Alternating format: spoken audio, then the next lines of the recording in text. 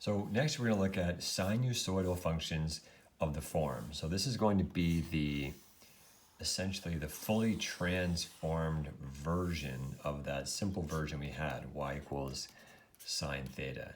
Okay, which I know looks a little intimidating, but we've already gone over these transformations before. We've seen function notation before. So this is it's actually there. We can see it, we've done it. It just looks a little bit like a lot all at once. So I've just replaced y with f of x, my function notation. That's okay. Here's my sine, there's the function. And we just have some transformations. We just have this a up front, we have this k, we have this d, and we have this c. So the same four transformations we've seen on previous topics. We can write the sine function, or we can write the cosine function. So again, just a quick reminder, these are the two functions that we're dealing with, y equals sine x, or y equals sine theta, or y equals cos theta. We remember sine starts at the middle and then goes up and then down. Cosine starts at a peak and then heads down to a trough and then back up to the peak. Other than that, they're both exactly the same function. Don't worry about this pi here, don't worry about those units, those are radians. We're going to do in degrees. We'll be in degrees, so don't worry about those. Really the point is just look at the structure of the wave. That's all we're looking at right now. So again, our basic function here. So how are we going to really get through these models and understand them? So just some steps here. Step one, you're going to memorize the basic model. So you got to memorize that sine theta, okay, y equals sine theta, it starts at 0. Okay, the half cycle is 180, so 180 degrees, you're halfway through. And the full cycle is 360. Okay, it makes sense, right? If something spins around all the way once in 360, so that's the whole cycle. It peaks at 1 and it troughs down at -1. So this is the basic structure of the sine function. And it starts here at the middle, 0, 0. The cosine function is the wave is exactly the same. It's just it starts at 1, it troughs down at -1. Okay, same idea. And it's 360 for the length of one cycle as well. Half cycle is here, halfway through at 180. And the full cycle is down at 360. And it starts up at the peak here. That's the difference. So sine is here, cosine is here. Okay, so sine theta is down there, cosine theta is up there. So step 2 is going to be set the midline. So we'll start with sine here, y equals sine theta plus c. Okay. So if c is positive, it moves up, and if c is negative, it moves down. So suppose I have sine x plus 4. I would go up the midline is there. It's just kind of, you can't see it because it's the x-axis, but it's actually sitting there. If it's plus 4, then my function just moves up 4 units. That's the movement.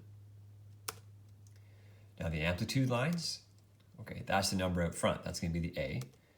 So, and really it's the same as before. I'm going to multiply the y values by a.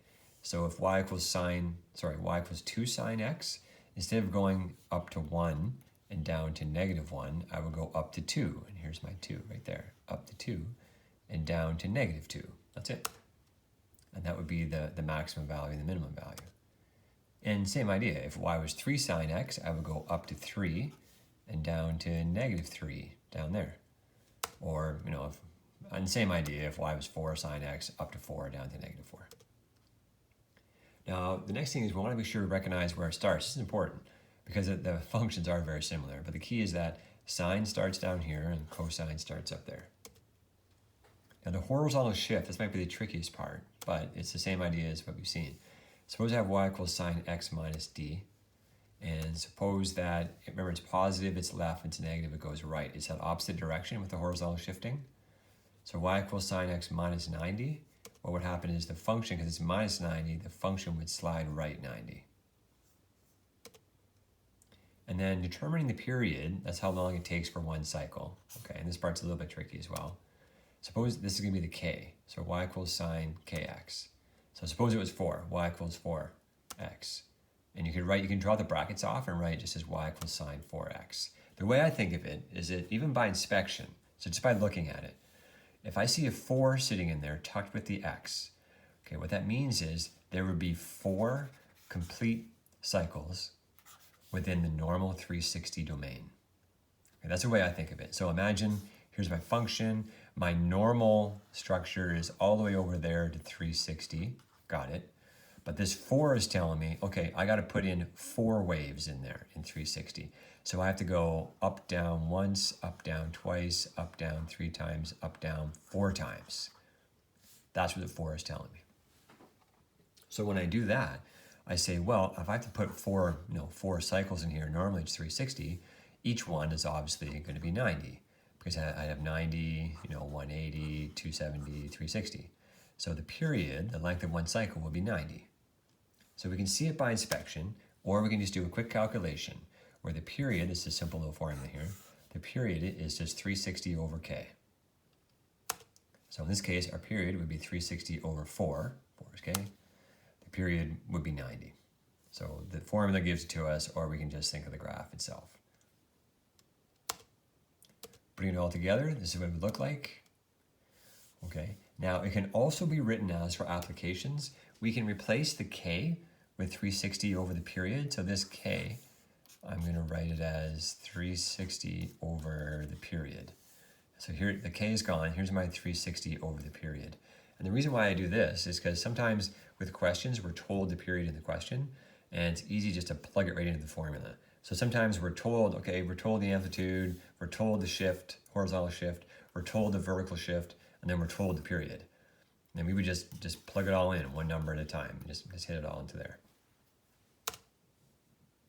And so this second version, both work. The textbook uses this one. Both work, both make sense for us. When we're writing our own models, we can use either one. They're both fine. And for us, we're going to use degrees still, and we'll be in 360 degrees. Okay, take a look at page 309, a number of questions there. Any problems, let me know.